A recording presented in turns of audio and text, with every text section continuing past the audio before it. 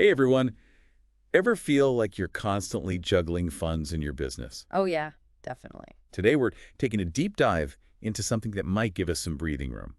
Refinancing a business property into a 30-year fixed loan. Interesting. But full transparency here, the stuff we're looking at is actually promoting refinancing services. Okay. So we'll break it all down together, Sounds good. see if it's really as good as they say it is. All right.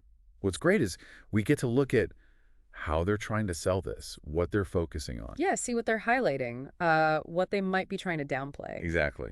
It's like we're getting a sneak peek behind the curtain. I like that. Okay, so first up, they're all about unlocking cash flow, Right. saying refinancing can get you lower monthly payments, free up some cash, Hmm. and they even give these like tempting examples of what you could do with that extra money, Oh, like what? like expanding your business, finally upgrading equipment, those marketing campaigns you've been putting off. Ah, I see. But are those examples actually helpful for someone trying to make a decision?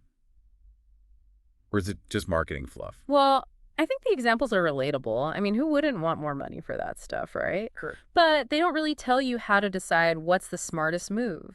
Say you've got an extra $500 a month. Yeah. Do you hire someone new, upgrade your website, get more inventory? It all depends on what you're trying to do with your business, your goals and all that. So it's not just about having the cash, it's about spending it the right way. Exactly. Makes sense.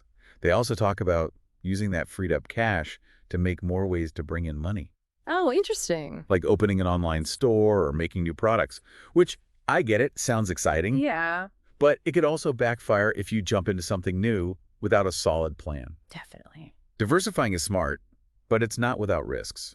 For sure, you got to do your research, make sure there's actually people who want to buy what you're selling. Right. And make sure it makes sense with your main business too. Yeah. Otherwise, you're just throwing money away. Exactly. Okay, so big takeaway here. Potential benefits. Got to weigh them against the potential risks. It's not as simple as more money, more problems, or whatever. Right. Speaking of things that sound pretty good, let's talk about that 30-year fixed loan. The predictable payments. I mean, in this economy, knowing exactly what you'll be paying for the next 3 decades, Yeah. kind of a relief, honestly. Is that a naive way to think about it? I don't think it's naive, but there are some things to consider. Like predictability is great for planning. Mm-hmm.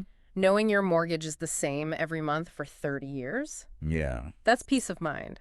I However, feel like there's a but coming. well, a fixed rate protects you if interest rates go up, right? Uh-huh. But it also means you might miss out on savings if rates go down. Oh, okay. Like if you book a flight and the price drops later, Yeah. you're stuck paying the higher price. I get it. So, fixed rates, they sound comforting, but they're not a guaranteed win. What else are they saying about the benefits of a 30-year rate? They talk a lot about building equity. Basically, you own more of the property as you pay down the loan, Okay. which can be great in the long run, but it's not a quick way to get rich. Right, it takes time. They also emphasize how easy the whole process is, make it sound like ordering takeout. Really? But, and I know I sound like a broken record here, but be careful. Easy doesn't always mean it's the best choice. I hear that. You always want to think it through. Okay, let's recap what we've learned so far. Sure. Refinancing, it could potentially free up cash, but you have to be strategic with how you use it. Fixed rates give you predictability, but you might miss out on lower rates later on. And you can't just jump into it because it sounds easy. You got it. Ready for more? They mentioned some other perks like better cash reserves, potential tax benefits, even increasing your property value. But before we get too excited, what do you think about these claims? Well, they sound good, right? But they're not a guarantee. Okay, how so? It all depends on your situation, what the market's doing, a bunch of stuff. Give me an example. Say, refinancing, maybe it could help you save on taxes, but other things in your taxes could change too. I see. It's best to talk to your accountant to figure out how it'll all work out. So it's not just refinance and watch the savings roll in. Nope. And same for the property value thing. Okay. Refinancing could free up cash for upgrades, maybe make your property worth more, but that doesn't mean someone will actually pay more for it when you sell. Right, makes sense. It all depends. This is a good reminder that every business is different. Absolutely. What works for one might not work for another. So for everyone listening, think about what you want to achieve. What's important to you? What kind of flexibility are you looking for? Which of these benefits would actually make a difference for your business? That's the key. And speaking of key, they keep talking about this stress-free qualification process. Like getting approved is a piece of cake. But again, just because it sounds easy doesn't mean it's the best move. Definitely not. You always got to shop around, look at different offers, and read all the fine print before you sign anything. Absolutely. It's your business, your future. You're the one in control. For sure. Okay, we've talked about the good stuff, but like anything, there's always two sides. Right. In part 2, we're going to get real about the potential downsides of refinancing. Okay. All those things they might not be mentioning in their fancy brochures. Stay tuned. I'll be here. Okay, so we talked about all the potential upsides, but let's be real. No financial decision is perfect. Yeah. There's got to be some downsides to refinancing, right? What are those things? They might not be shouting from the rooftops. Well, first off, you got to think about debt. Refinancing might lower your payments each month, but you're also stretching out the loan. Oh. So you could end up paying more in interest over time. Okay, yeah. So it's like you're getting a bit of a break now, Right. but you're going to owe more later. Exactly. And what if things get tough for your business? Yeah. Or those surprise expenses pop up? Which, let's face it, they always do. Exactly. Those lower monthly payments could suddenly feel a lot harder to handle, especially if you're already stretched thin. So refinancing could actually be riskier than it seems if you're not careful. Yeah, I think so. It's definitely something to think about. I feel like the stuff we're looking at barely even mentioned that. It was all sunshine and rainbows. Yeah, it's important to remember there's always two sides to every story. Definitely. So more debt, that's one thing to watch out for. What else? Oh, closing costs. Just like when you first got the property. Ugh, closing costs, never fun. Nope. Refinancing comes with fees, and they can add up. So how do you even figure out if it's worth it? Weighing those costs against what you might save. It all comes down to the numbers. You got to sit down and calculate how much you'll be paying in closing costs compared to how much you'll save on interest over the whole loan. Yeah. If those fees eat up most of your potential savings, it might not be worth it. Right. Okay, so we've got more debt, closing costs. Any other red flags people should be aware of? This might seem obvious, but make sure you really understand what you're signing up for. Don't just look at the interest rate. Okay. Things like prepayment penalties, those can really get you. Prepayment penalties. Yeah, like if you decide to sell the property early or refinance again later, you could end up paying a big chunk of change. Oh, wow. So sometimes that super low interest rate comes with some hidden catches. Exactly. Got to read the fine print, make sure you know what you're getting into. Good advice. Yeah. Okay. They were really pushing that 30-year fixed loan. Yeah. But what about those adjustable rate mortgages, the ARMs? Are there ever times when those might actually be a better choice?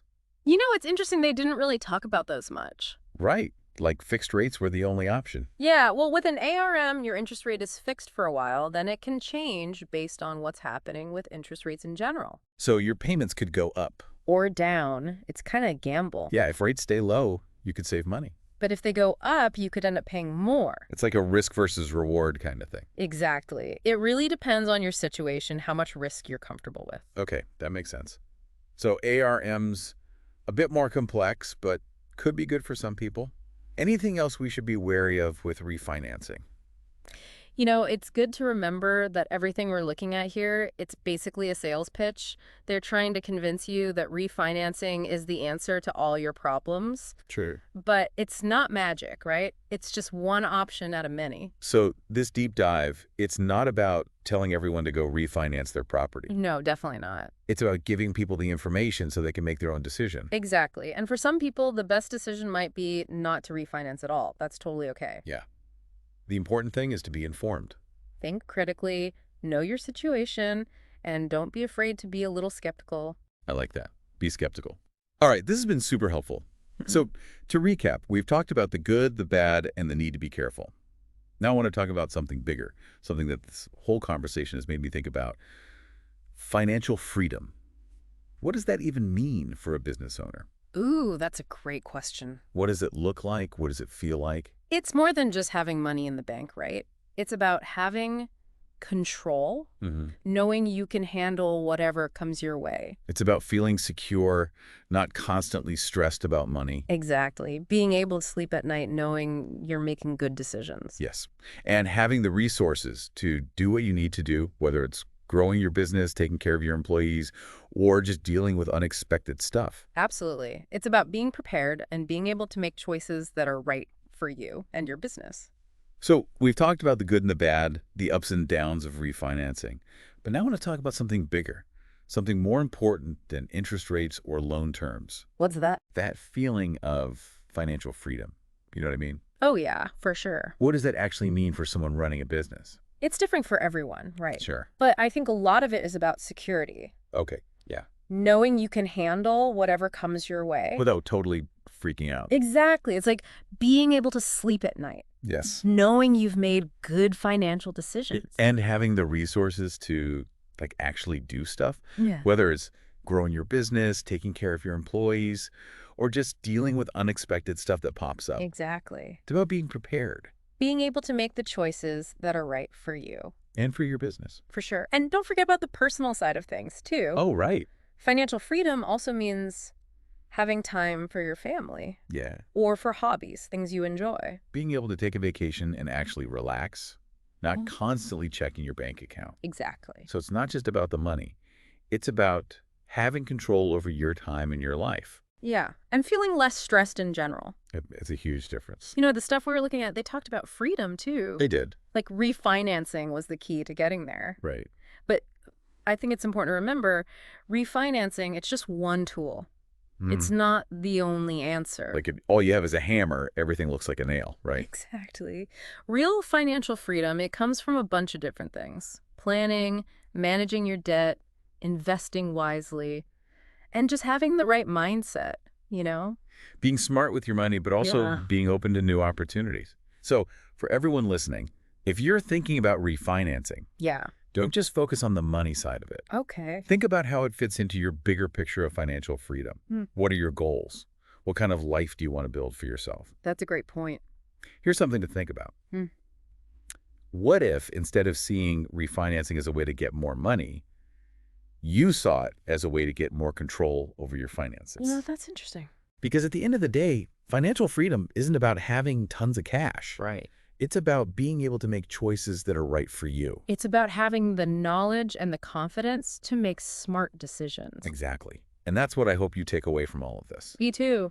Refinancing, it might be one step on your path to financial freedom, but the journey's much bigger than that. It's about taking control of your finances. Learning more about money, asking for help when you need it. And making choices that help you live the life you want. Couldn't said it better myself. Well, that brings us to the end of our deep dive into refinancing. Wow. We covered a lot. We did. Hopefully it was helpful. I think so. Remember, knowledge is power. The more you know about your finances, the better off you'll be. Absolutely. Keep learning, keep growing. And keep making those smart money moves. Thanks for joining us, everyone. See you next time.